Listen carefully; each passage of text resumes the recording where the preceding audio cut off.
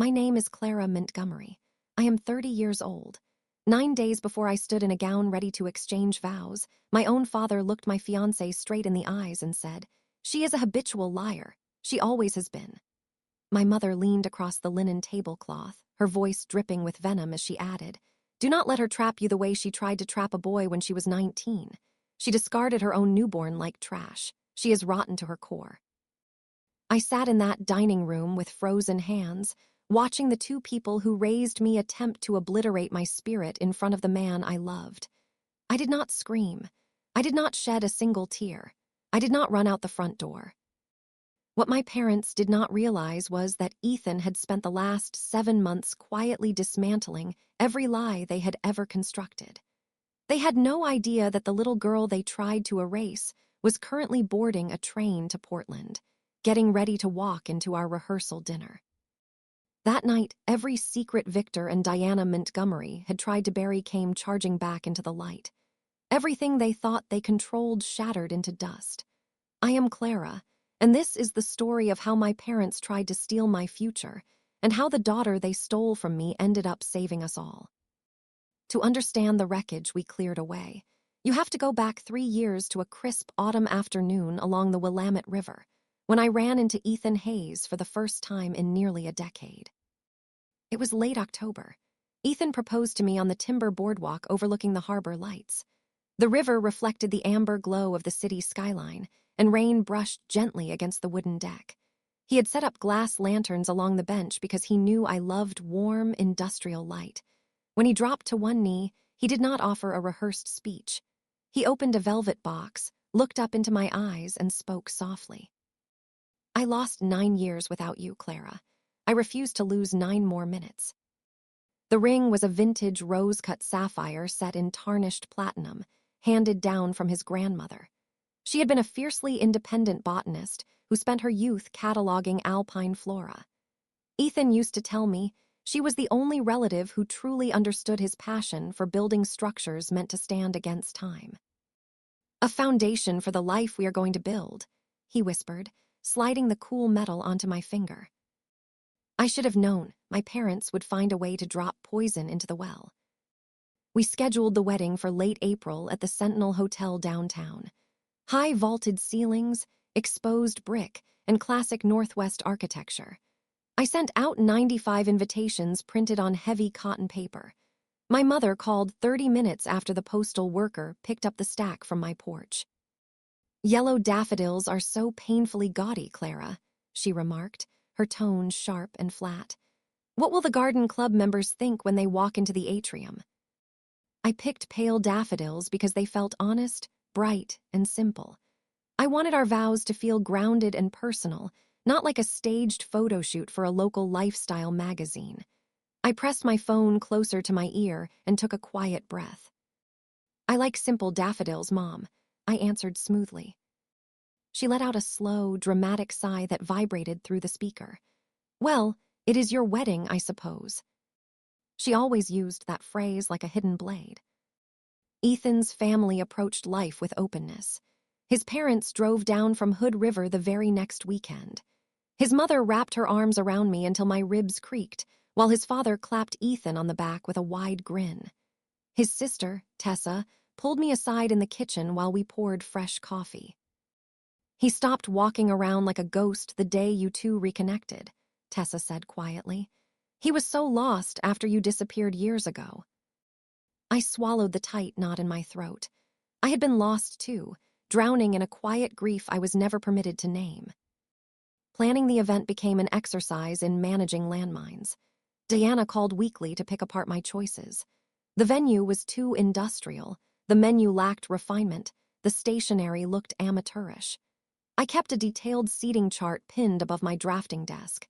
Every time I picked up the red marker, I pushed my parents' assigned table 2 feet further back toward the kitchen doors. By March, table 12 sat directly adjacent to the service pantry. I tried to convince myself it was standard mother-daughter friction. I told myself every bride deals with difficult family dynamics before her wedding day. I was completely wrong.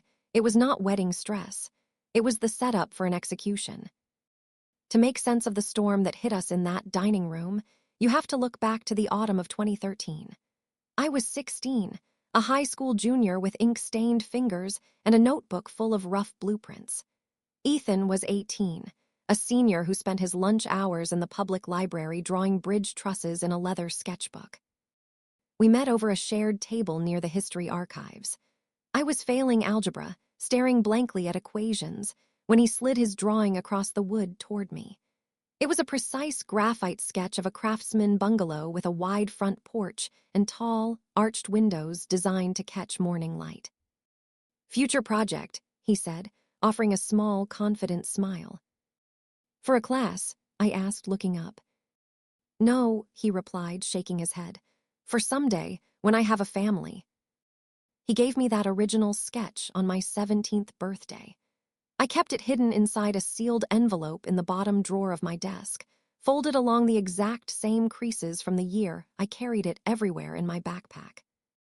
We dated for 2 straight years. He went on to study civil engineering at the State University, while I prepared for an architectural restoration program. My mother tolerated him with a cold, distant politeness. "He is far too old for you, Clara," she would say whenever he left the house. 2 years is nothing, Mom, I argued. To Diana Montgomery, however, any choice I made without her explicit approval was proof of poor judgment. We were careful. We genuinely thought we were careful. But in late November of 2016, during my freshman year of college, my body changed. The morning sickness hit like a sudden wave. I bought a plastic test strip at a 24-hour pharmacy 3 miles off campus and took it alone in the communal bathroom of my dorm floor. 2 distinct pink lines appeared within 3 minutes. I sat on the cold tile floor and stared at that small plastic stick for 20 minutes, my heart hammering against my ribs like a trapped bird. I should have called Ethan immediately. He was 2 hours away at his campus, studying for finals. I was terrified, overwhelmed, and foolishly believed my mother might offer guidance if I showed her my distress. I drove back to Portland that weekend. I sat across from her in the living room, tears streaming down my cheeks, and whispered the truth. "Mom, I'm pregnant. I don't know what to do." She did not lean forward. She did not wrap her arms around me. She sat perfectly upright on the tailored sofa, her dark eyes narrowing into frozen slits. "You are going to fix this," she said quietly. "I am not having an abortion," I sobbed, shaking my head. Her expression turned icy cold. "Then we will handle it another way." That was the exact moment the room shifted. That was the moment my parents stepped in and took complete control of my life. By January of 2017, I was 2 months along. Victor and Diana pulled me out of my university program without my consent, informing the registrar that I was taking an indefinite medical leave due to severe personal health complications. They brought me back to their house in the suburbs and locked the routine down tight. I spent the next 8 months isolated inside my childhood bedroom. Technically, I was enrolled in online correspondence courses, but mostly I just sat by the window watching the rain slide down the glass, feeling tiny kicks beneath my ribs, trying to imagine a future that did not feel like a cage. They systematically severed every line of communication between Ethan and me. They logged into my email account and sent him a cold, brief message. "I think we need to break up. This isn't working out, and I need space." Ethan called my phone dozens of times. My mother answered every single call, her voice clipped and professional as she informed him that I refused to speak with him, that I had moved on, and that he needed to stop calling. He tried for 2 full weeks before the calls finally ceased. I wanted to run away every single morning. I plotted escape routes in my head, but I was 19 years old, penniless, and entirely dependent on them for shelter and medical care. My father laid out the reality during a dinner in February. "If you contact that boy or try to leave this house, we cut you off completely," he said, paring an apple with a small knife. "No tuition, no car, no assistance. You will have absolutely nothing." So I stayed.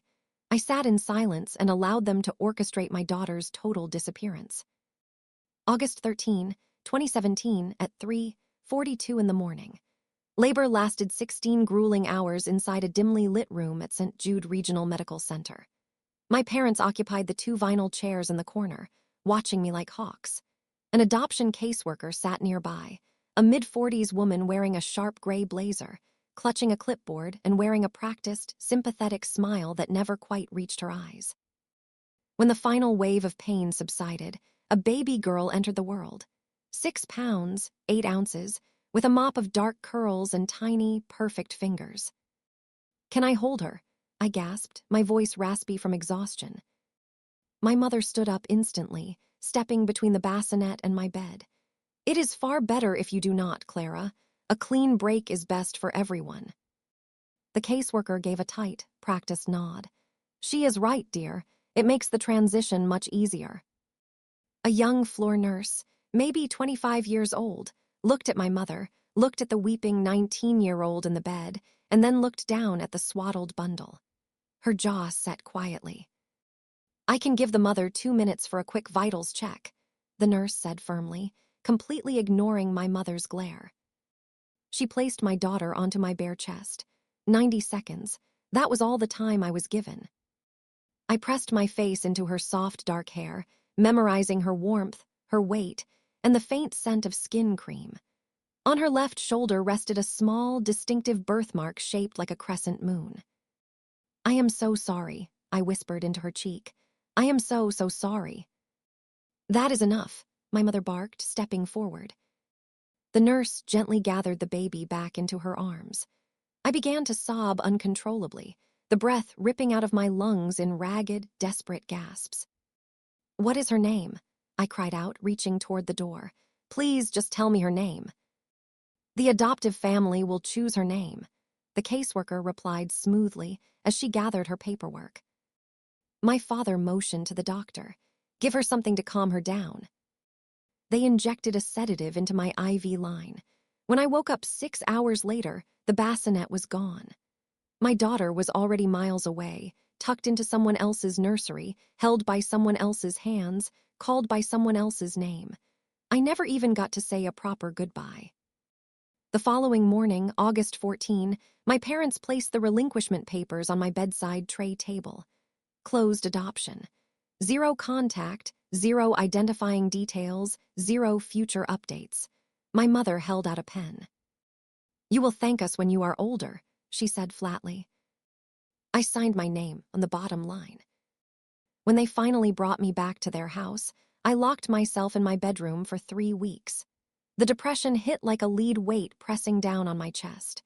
I could not sleep, I could barely force down food, and my mind looped continuously through those 90 seconds. My parents moved on as if nothing had ever transpired. Within 4 days, my mother stripped the crib and floral wallpaper from the spare room, converting it into a pristine home office. "No point dwelling on what cannot be changed," she declared at breakfast. Every August 13 for the next 8 years, I called out sick from whatever job or class I had, stayed under the covers in the dark, and counted the hours since I had held her.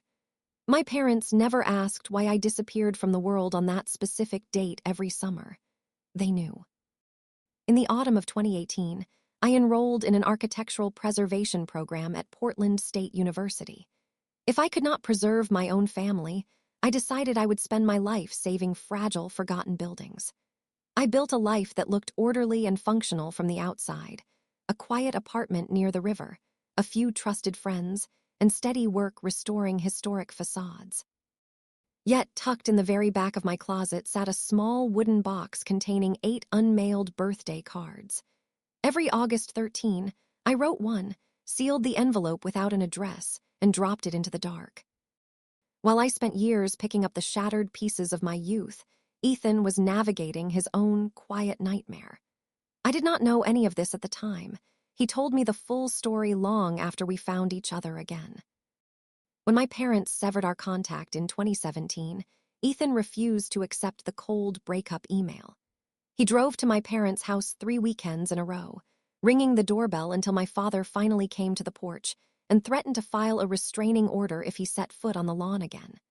My father swore to him that I had moved across the country with a new boyfriend and never wanted to see his face again. Heartbroken, Ethan threw himself into his civil engineering degree. He graduated at the top of his class in 2020, took a position with a high-profile structural firm in downtown Portland, and began working on bridge retrofits and historic preservation projects across the Pacific Northwest. He dated occasionally, but nothing lasted. As he told me later, every relationship felt like trying to force a square peg into a round hole because he was still holding onto a memory. In his old drafting sketchbooks from those years, almost every margin contained tiny graphite drawings of that same craftsman bungalow, and on every floor plan, a small east-facing room marked nursery. Then came March of 2023. My firm was hired as the lead historical consultancy for a major restoration project along the Portland waterfront, the old 1890s brick grain terminal that the city was converting into a public market. I walked onto the construction site on a crisp Tuesday morning, wearing my hard hat and carrying a clipboard, ready to inspect the exposed masonry on the fourth floor. The site engineer walked over to introduce the structural team. Clara Montgomery, this is Ethan Hayes from Hayes and Vance Engineering. Ethan turned around. 8 years collapsed into a single second. He looked broader in the shoulders, his jawline was sharper, and a few silver threads marked his dark hair, but his eyes were instantly recognizable. Time stopped completely while the site manager kept blabbering on about load-bearing brick walls. Actually, Ethan interrupted softly, his gaze locked onto mine. We know each other. An hour later, we sat in a quiet coffee shop 2 blocks away, 2 paper cups cooling on the small wooden table between us. We talked for 3 hours straight. Ethan admitted he had spent years trying to understand why I vanished, and I finally laid out the raw truth. I told him how my parents had isolated me, how they faked the breakup message, and how I had given birth to a daughter in August of 2017 who was immediately placed into a closed adoption. What I did not tell him, what I genuinely believed in my heart back then, was that the baby was his. Because my parents had subjected me to intense emotional manipulation, constantly insisting I was confused, irresponsible, and rewriting timelines, I had spent years doubting my own memory. I assumed the closed adoption was an impenetrable brick wall, locked forever by legal steel. Ethan listened to every word, his hands clenched into fists on the table, his knuckles turning white. "Do you know where she is?" he asked, his voice thick with emotion. "No," I whispered. "Closed adoption means closed. I have zero right to look."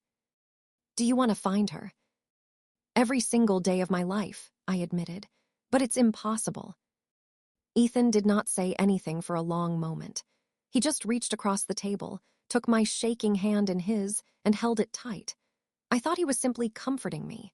I had no idea that at that exact moment, his engineering mind had already begun designing a plan. By April of 2023, Ethan and I were officially together again. We moved with a careful, deliberate tenderness, fully aware of the old scars we both carried. We spent our evenings in my quiet living room, filling in the massive 9-year canyon that had separated our lives. He asked about our daughter often, always listening with intense focus whenever I felt brave enough to talk about her. He wanted to know every minor detail, the exact time of her birth, the hospital floor, even the tiny crescent moon birthmark I had spotted on her shoulder during those precious 90 seconds. "You really believe there is no way to trace her?" Ethan asked one rainy Sunday afternoon, leaning against the kitchen counter while I chopped vegetables for soup. "The records are sealed by court order," I explained, setting the knife down and rubbing my temples. "In Oregon, closed adoptions from that era require both parties to mutual consent register when the child turns 18. Until then, the state keeps the file locked in a vault." "Vaults can be opened," he replied quietly. "Not legally," I said, looking up at him. "And even if we could, what right do we have to disrupt her life? She has a family, Ethan. I made a promise on those papers, even if my parents forced my hand." He did not argue with me, but I could see the quiet resolve burning in his eyes. In November of 2023, Ethan suggested we start seeing a family counselor who specialized in adoption trauma and grief. He attended every single session with me, sitting on the plush sofa, taking notes in a small leather pocket notebook, and asking precise questions about genetic registries, parental rights, and open communication models. I assumed he was simply trying to understand the depth of my grief so he could be a better partner. I had no idea he was systematically building a legal and analytical strategy. On December 20, 2024, Ethan proposed on the rain-slicked boardwalk, and I said yes without a second thought. But as we sat in his apartment later that night celebrating with tea, the familiar shadow of the past crept back into my thoughts. "Ethan," I began, my voice trembling as I stared down at the emerald ring. "There is something I need to say about the timing back then. In December of 2016, right before my parents pulled me away, I was so confused and broken by their manipulation. They told me over and over that I was chaotic, that I didn't know what I was doing. I spent years terrified that maybe the baby wasn't yours." Ethan went completely motionless. He set his mug on the coffee table and looked at me, his gaze fierce and steady. "Clara," he said gently, taking both of my hands in his. "We were together every single day that autumn. Do you truly doubt it, or did your parents make you doubt it?" "They made me feel like my own mind couldn't be trusted," I whispered, tears spilling over my lashes. "They repeated it so many times that I started believing their version of reality."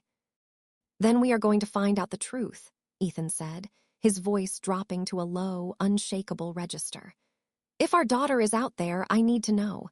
And if she is mine, I am going to make sure she knows she was never abandoned."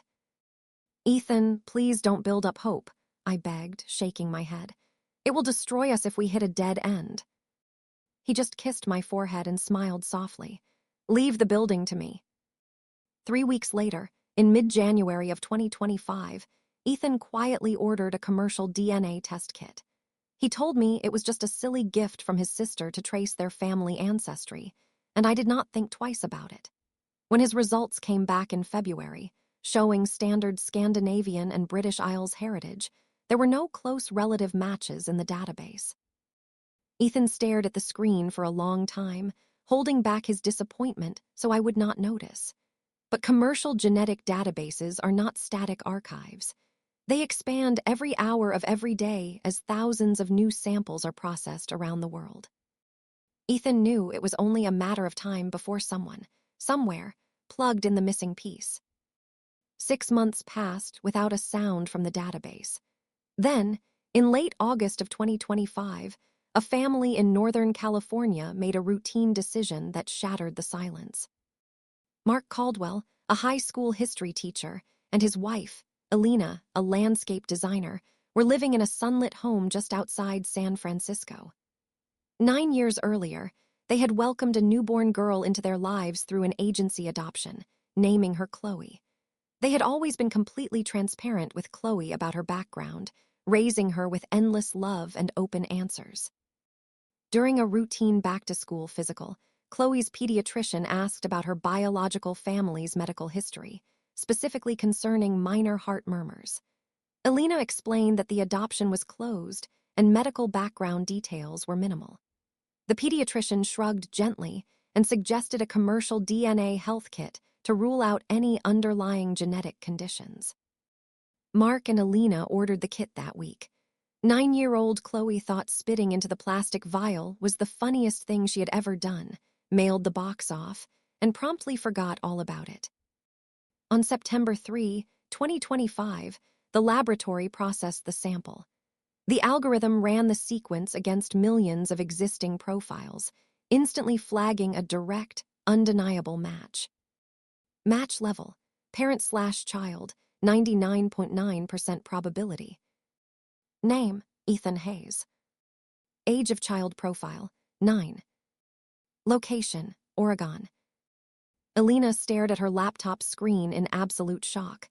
The name meant nothing to her, but the timeline was exact. She called Mark into the kitchen, her hands shaking as she pointed to the screen.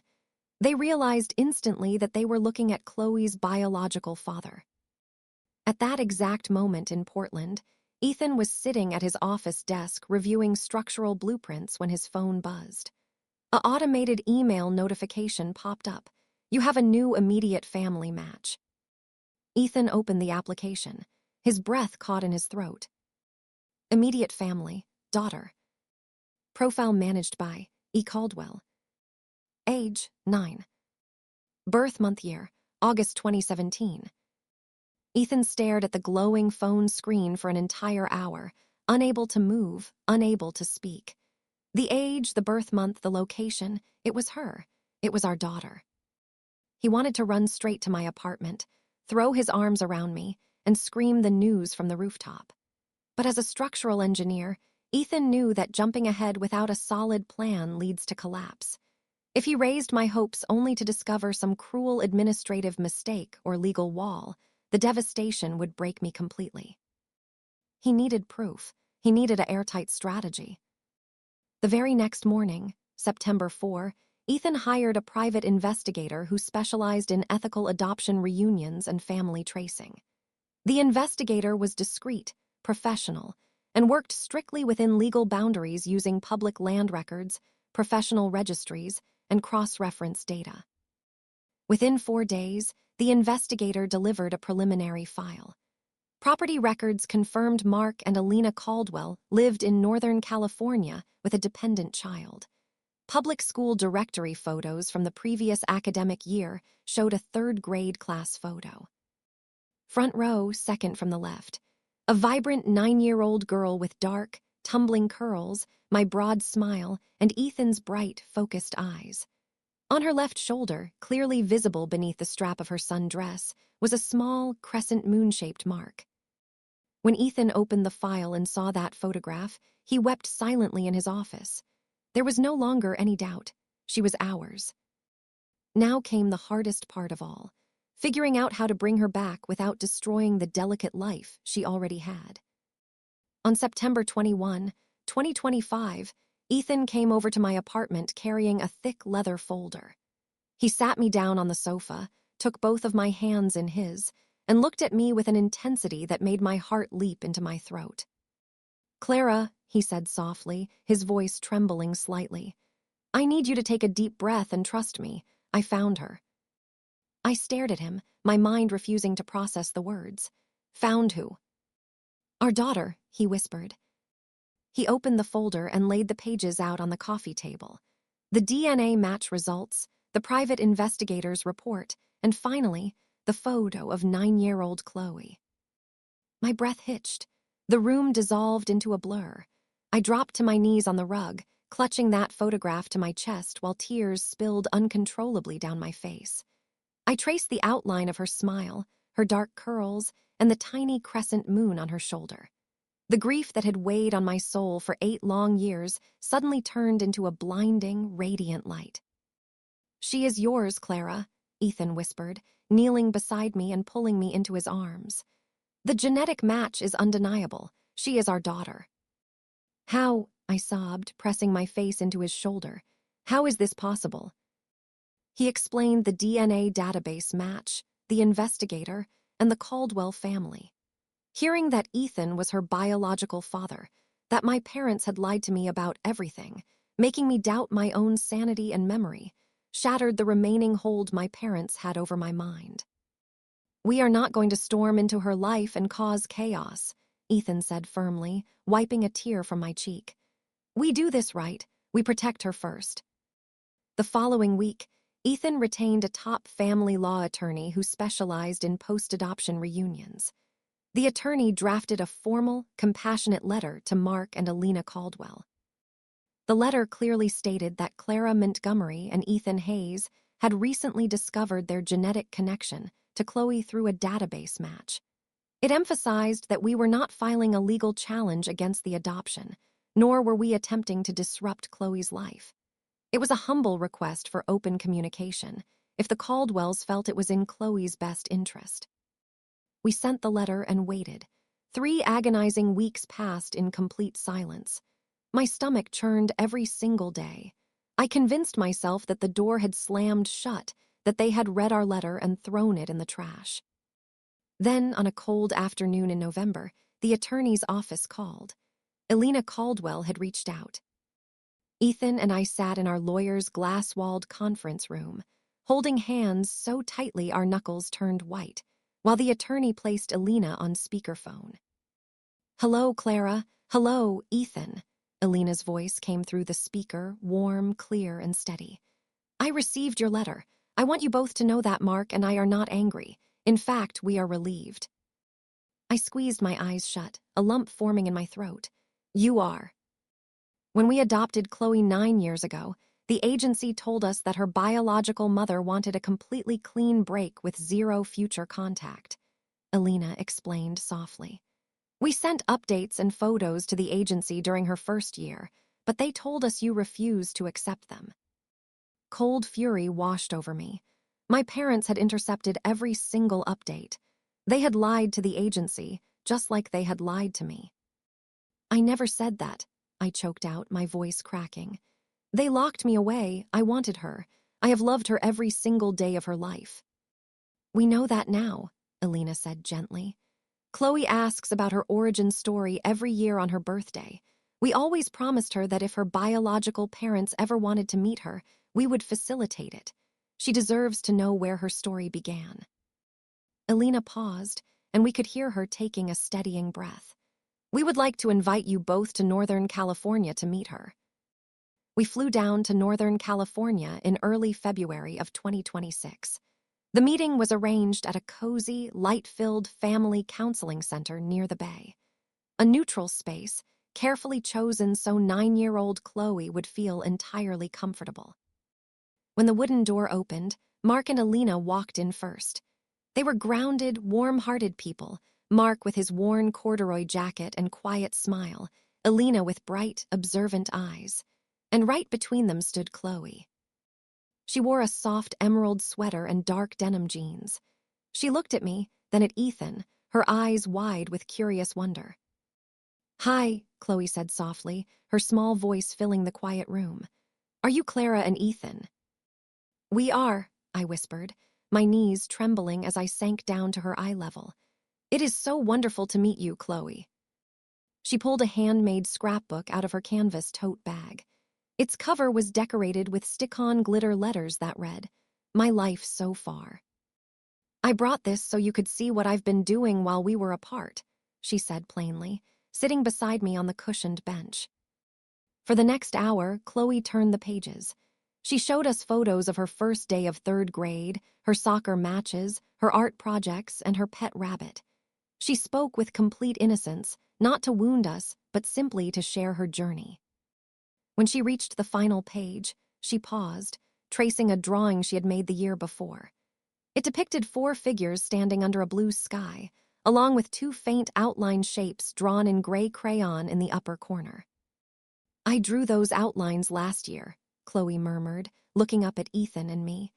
"I didn't know what my biological parents looked like, so I just drew shadows. Can I color them in now?" Ethan swallowed hard, blinking back tears as he pulled a pencil case from his coat pocket.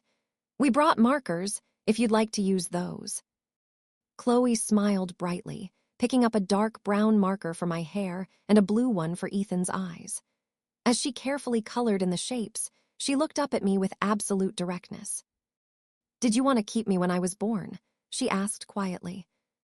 The raw question hung in the air. Mark and Elena sat nearby, watching with supportive, gentle expressions. "More than anything in the world, Chloe," I said, my voice steady despite the tears in my eyes. "I was very young and my parents, your biological grandparents, made a choice for me that was wrong. They forced me to let you go, but not a single day went by where I didn't love you and miss you." Chloe processed my words in silence for a few long moments. Then she gave a firm, decisive nod. "Okay," she said, tapping her marker on the finished drawing. "It was their mistake, not yours." Over the next 2 weeks, we visited California twice more. We shared dinners, walked along the harbor, and built a foundation of trust. We laughed together, answered her curious questions about our work in architectural restoration, and watched her interact seamlessly with Mark and Elena. There was no territorial jealousy, only an expanding circle of care. During our final visit before returning to Portland, Chloe pulled a white invitation envelope from her bag and handed it back to us with a grin. "Alina told me you're getting married in late April," Chloe said, clutching Ethan's hand. "Can I come to the wedding?" "We would be honored," Ethan replied, hugging her close. Everything was finally coming together into a beautiful, unexpected tapestry. But back in Portland, Victor and Diana Montgomery were growing increasingly suspicious, and the trap they were preparing to spring was about to explode. By mid-March, our lives had settled into a joyful, rhythmic stride. We held video calls with Chloe every Tuesday after her soccer practice. She showed us her art projects, introduced us to her pet rabbit over the screen, and excitedly debated whether she should wear a light blue or floral dress to our upcoming wedding. Mark and Alina coordinated every detail with us, eager to help Chloe build a seamless connection to her roots. Yet, back in Portland, the shadow of my parents still loomed over our calendar. Victor and Diana had received their formal wedding invitation weeks prior. My mother had responded with her typical passive-aggressive silence, but as the date drew closer, her suspicion deepened. She had noticed my absence on several weekends and sensed a shift in my demeanor, no longer timid, no longer seeking her approval. On a damp Friday afternoon, 12 days before the wedding, my mother happened to be driving through downtown Portland near the waterfront district. As fate would have it, she spotted Ethan walking along the riverfront park. Walking beside him, holding his hand and laughing loudly, was a 9-year-old girl with dark curls and my unmistakable stride. Diana stopped her car at the curb, her jaw dropping in sheer disbelief. She watched Ethan lift the young girl up to look over the railing at a tugboat passing by. The resemblance was undeniable. Diana drove straight home and launched a furious, frantic deep dive into social media registries, public school directories, and family networks. Within 24 hours, using the minimal clues she possessed from the original adoption region, she managed to piece together Chloe's existence in Northern California. She did not reach out with remorse. She did not express relief that her granddaughter was thriving. Instead, my mother experienced pure, unadulterated rage at losing control over the narrative she had spent 9 years constructing. On Sunday morning, 9 days before our wedding, the storm finally hit my front doorstep. I was in the kitchen brewing coffee when heavy, aggressive knocking rattled the wooden door. I pulled it open to find Victor and Diana standing on the porch, their faces twisted into masks of cold indignation. They pushed past me into the living room without waiting for an invitation. "Where is she?" my father demanded, his voice low and threatening as he turned to face me. "Excuse me," I said, keeping my voice as flat as possible. "Do not play foolish games with us, Clara," my mother snapped, taking a step toward me, her eyes flashing with anger. "We know what you and Ethan have been doing. We know you tracked down that child in California." "Her name is Chloe," I replied, standing my ground. "And yes, we found her. After we explicitly warned you that the past was dead and buried," my father barked, slamming his fist onto the side table. "You had no legal right to go digging up old graves." "You lied to me for 9 years," I said, looking my mother directly in the eye.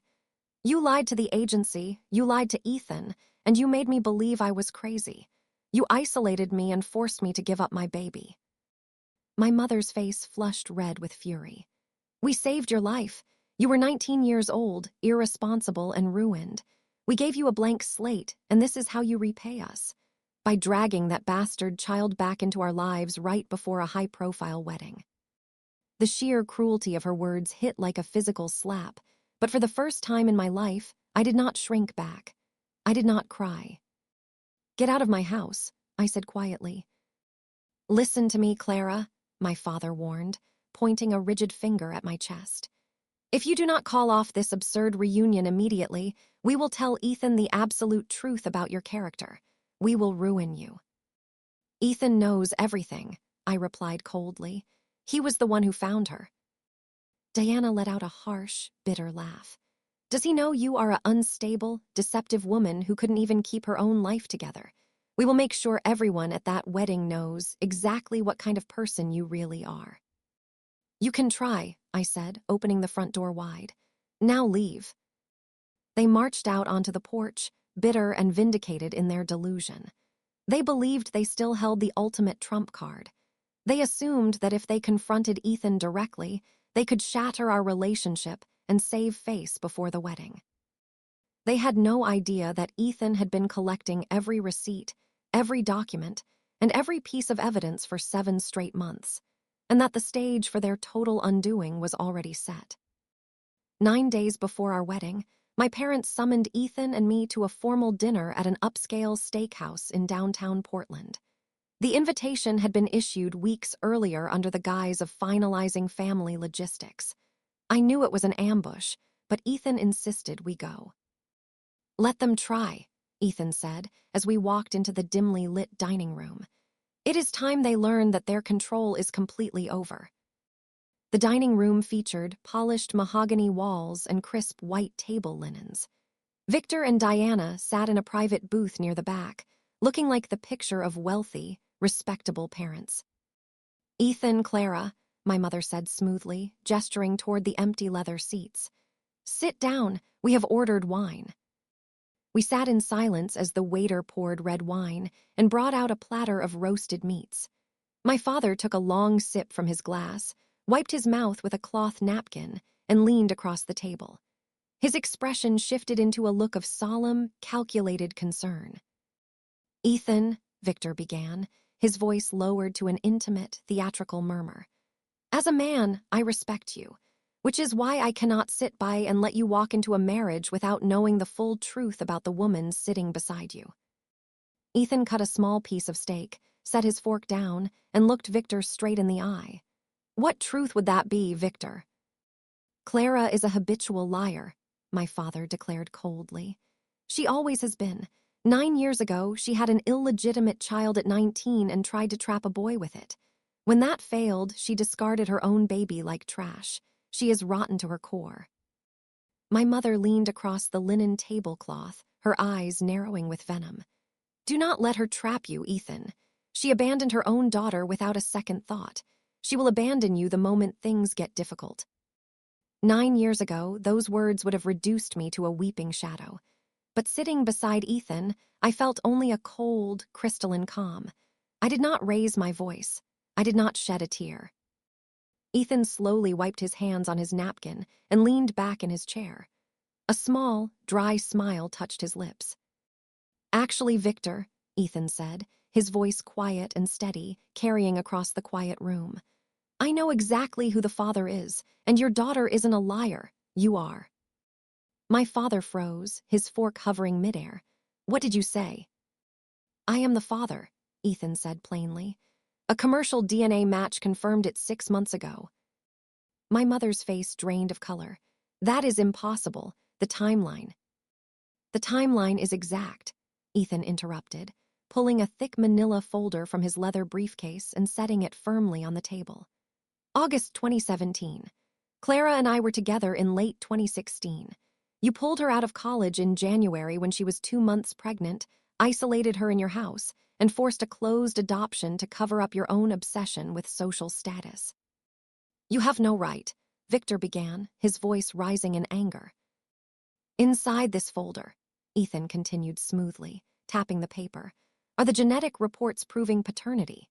Copies of the letters Mark and Alina Caldwell tried to send Clara for 8 years, letters you intercepted and lied about.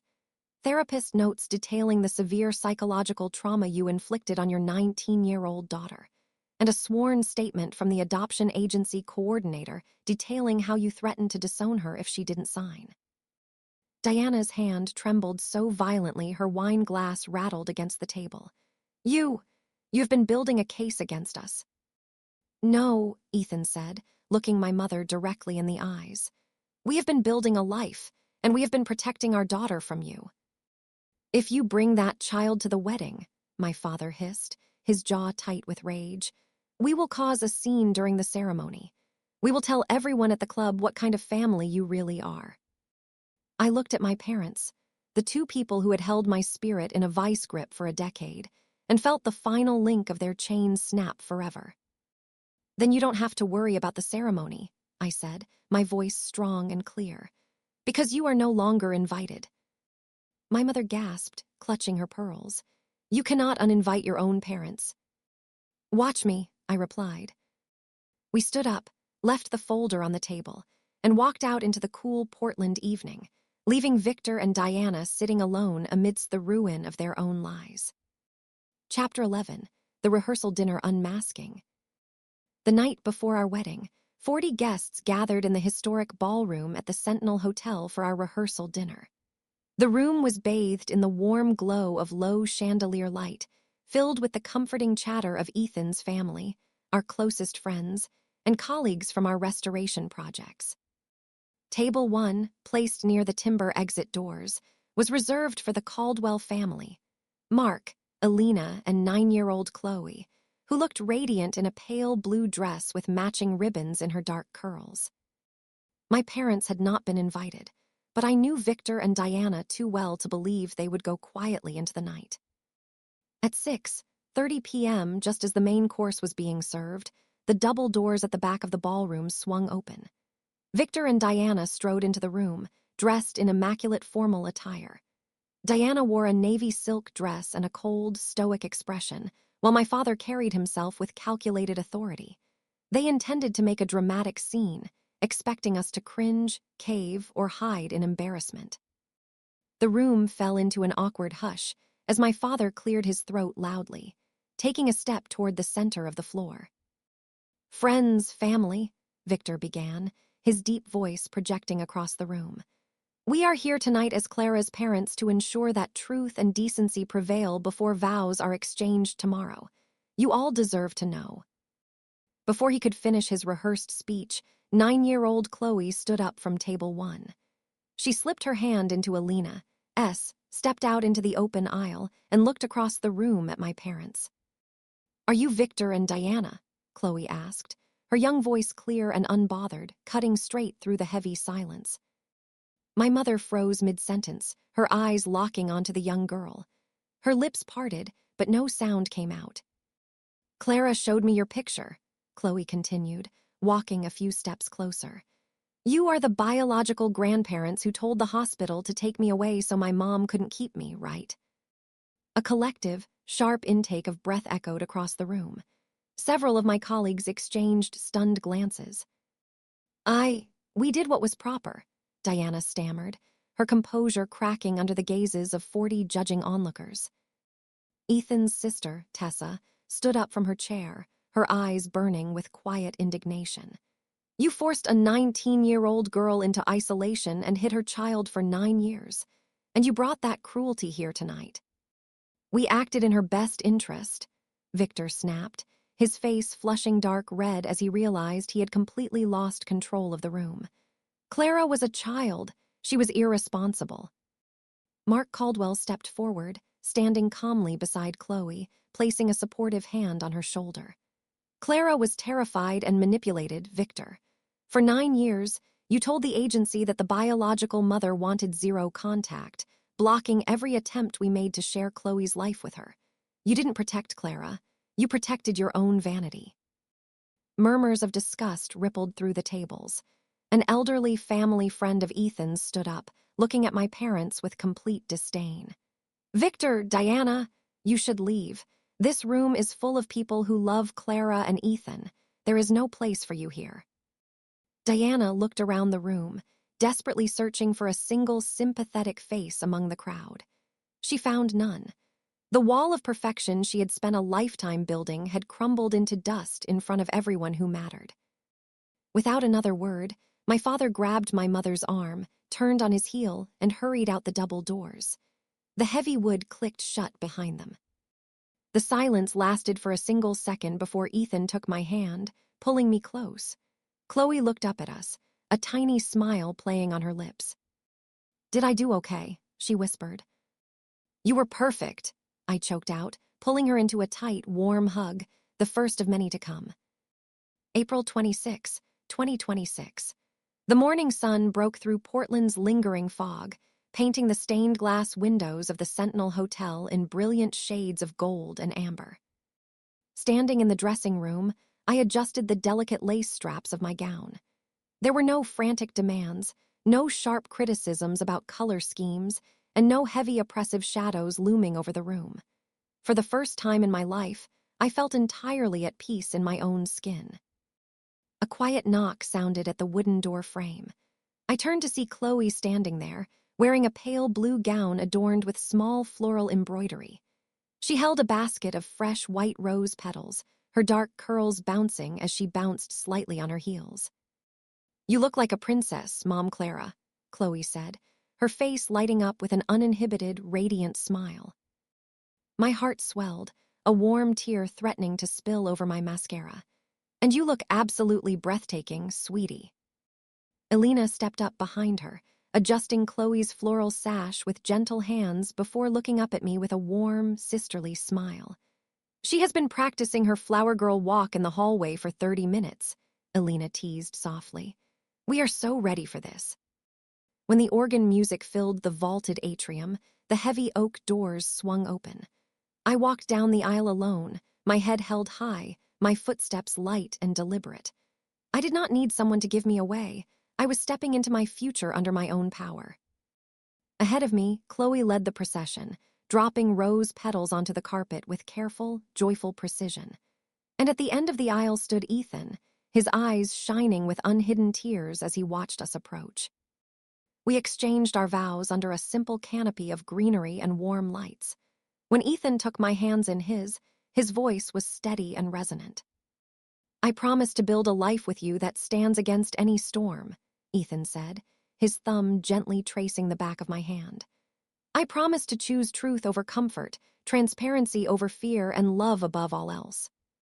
When it came time for the rings, the pastor invited Chloe to stand beside us. Together, Ethan and I slipped a silver bracelet onto her wrist, a small token engraved with 3 interlocking circles. "Marriage is not merely the joining of 2 lives," the pastor declared to the gathered guests. "It is the intentional foundation of a family, built on resilience, truth, and unconditional love."